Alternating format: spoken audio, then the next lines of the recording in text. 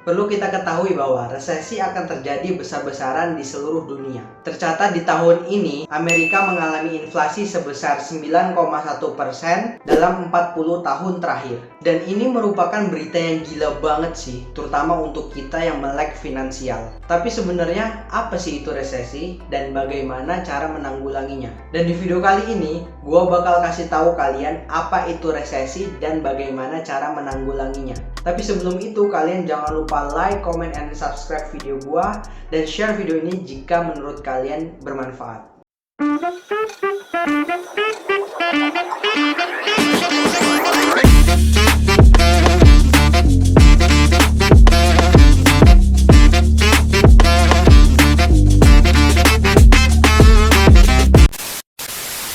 Dilansir dari laman resmi Otoritas Jasa Keuangan atau yang kita kenal sebagai OJK, sederhananya resesi adalah suatu kondisi di mana perekonomian suatu negara sedang memburuk. Yang terlihat dari PBD, produk domestik bruto, itu negatif, pengangguran meningkat, maupun pertumbuhan ekonomi real bernilai negatif selama 2 kuartal secara berturut-turut. Jadi sederhananya, resesi merupakan perekonomian suatu negara yang sedang memburuk, atau yang lebih kita kenal sebagai inflasi. Lalu, apa sih Bang dampak inflasi untuk negara kita? Oke, seperti yang sudah dijelaskan oleh OJK tadi, bahwa ketika suatu negara mengalami inflasi, yang bakal terjadi adalah semakin banyaknya pengangguran, ditambah PHK secara besar-besaran, terutama untuk perusahaan jual beli, dan masih banyak lagi dampak negatif yang dihasilkan oleh inflasi. Terus ada yang tanya lagi nih. Tapi bukan Bang, yang inflasi itu kan negara luar, negara kita kan nggak inflasi. Oke, ini pertanyaan yang banyak banget ditanyakin oleh teman-teman gue juga. Emang sih, negara lain yang mengalami inflasi dan tercatat bahwa Indonesia sampai saat ini pertumbuhan ekonominya masih membaik. Gue salut banget sama pemerintah dan masyarakat terutama yang saling bekerja sama untuk menjaga perekonomian Indonesia tetap stabil. Tapi gue mau kasih analogi sederhana untuk kalian. Kenapa sih inflasi yang terjadi di negara luar itu berdampak juga bagi Indonesia? Gue kasih contoh nih. Misalnya negara Amerika nih mengalami inflasi. Sedangkan kita tahu bahwa negara Indonesia ini adalah negara yang menjalin kerjasama oleh negara lain, terutama negara-negara yang maju.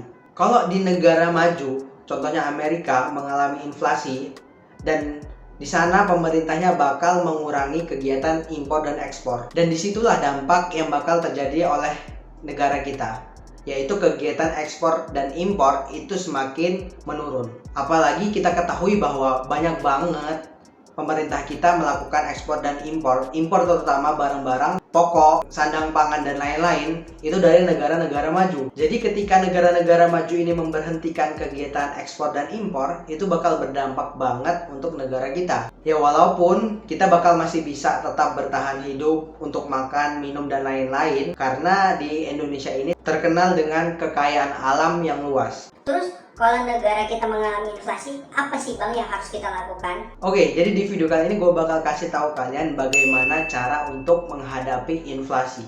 Cara pertama yang bisa kita lakukan ketika kita mengalami inflasi adalah jangan takut dan pasrah.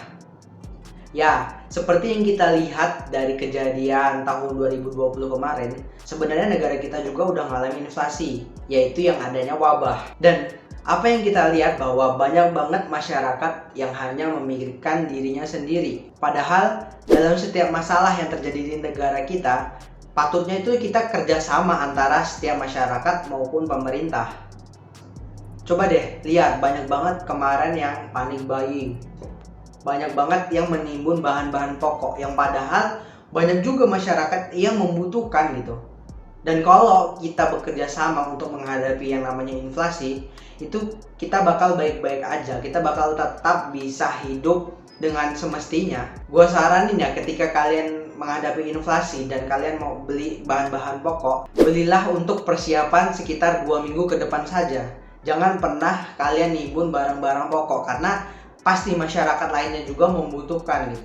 Cukup untuk 2 minggu ke depan aja itu kalian udah bisa bertahan hidup. Dan jangan lupa hindari membeli barang-barang yang sifatnya konsumtif. Selanjutnya, cara yang kedua adalah Hindari hutang. Ya, benar. Hutang ini adalah kegiatan yang paling disukai oleh masyarakat kita. Terlebih ketika kita ngasih hutang ke teman kita nih. Misalnya, kita kasih hutang, terus ketika kita tagih sesuai dengan janji atau tempo yang udah kita tentukan sama teman kita yang minjem, itu pasti bakal lebih galak mereka gitu dibanding kita yang ngasih pinjam. Nah, itulah budaya-budaya yang sering terjadi di masyarakat kita, dan ini harus dihilangkan untuk kita supaya bisa menghadapi inflasi. Karena kenapa nih? Secara analogi itu tadi ya, hutang itu bakal mengganggu pemikiran kita, bakal mengganggu pikiran kita, terus akhirnya kita menjadi sakit. Ditambah ketika kita mengalami inflasi, pasti perusahaan-perusahaan akan mengalami penurunan. Dan di saat mereka mengalami penurunan, pasti disitulah mereka akan lebih intens untuk nagih-nagih kepada nasabah yang berhutang. Maka dari itu, segera hindari hutang. Kecuali kalian berhutang itu untuk kebutuhan bisnis kalian atau suatu hal yang bisa kalian putar untuk menjadi uang lagi. Kemudian setelah kalian menghindari hutang, jangan lupa untuk menabung. Dari kecil kita tuh udah diajari untuk menabung. Sampai ada pepatah mengatakan bahwa menabung pangkal kaya. Karena di saat kita menabung, sama saja kita tuh udah nyiapin dana darurat untuk kehidupan kita yang akan datang. Kita tuh nggak ada yang pernah tahu loh kehidupan ke depan itu bakal gimana. Nggak ada yang bisa ngejamin kehidupan ke depan kita bakal selalu banyak uang, selalu bahagia. Nggak ada. Maka dari itu, cara terbaik untuk ketidaktahuan kita adalah antisipasi. Dan salah satu antisipasi adalah membuat tabungan atau dana darurat. Selanjutnya, cara yang keempat untuk menghadapi inflasi adalah mencari pekerjaan tambahan atau mencari penghasilan tambahan. Cara ini merupakan cara yang sangat penting saat kita menghadapi inflasi. Karena kalau kita hanya punya satu sumber saja dan kita sedang menghadapi inflasi, itu kita bakal pusing banget. Maka dari itu, carilah penghasilan tambahan. Entah itu dari kerja, entah itu dari bisnis, atau dari hal-hal lain yang bisa menghasilkan uang tambahan untuk kalian. Cara kelima untuk menghadapi inflasi adalah investasi. Mungkin dari kalian udah gak asing nih mendengar kata-kata investasi, terutama untuk generasi-generasi Z.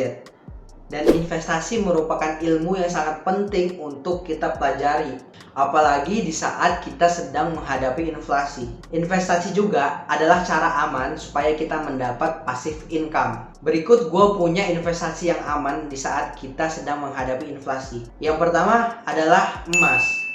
Emas merupakan investasi yang aman jangka panjang, tapi itu lebih aman sih daripada investasi yang lain. Terus investasi kedua yang aman di saat kita inflasi adalah menyiapkan uang cash. Dan gue setuju banget dengan ini.